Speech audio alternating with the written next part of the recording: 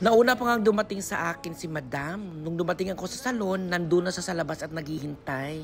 Pagkaupo pa lang ni Madam at tinignan ko ang kanyang buhok. Naku B, parang ayaw ko na siyang i-reband. Parang duwog-duwog ng paminta kasi ang buhok ni Madam. Rebanded ang buhok ni Madam.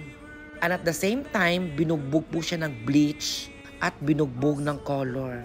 Ganon pa man, to the rescue si Mr. Riban Singapore. Sobrang ingat ko talaga dyan, B.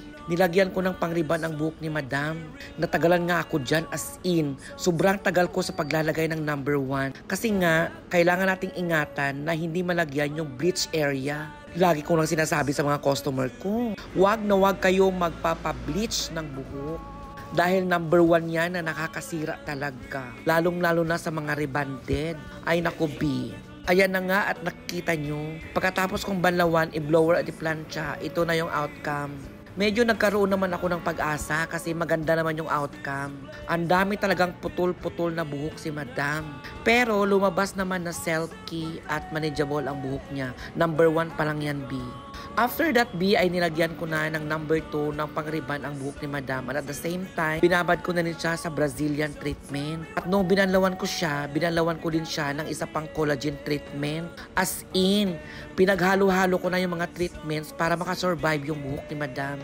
At dahil sa sobrang busy ko sa araw na yan, ay hindi ko na na-video lahat ng detalye ng ginawa ko sa buhok ni Madam. At ito na yung final result sa hair ni Madam. Parang nabuhayan din ako ng loob kasi nabuhay talaga ang buhok ni Madam.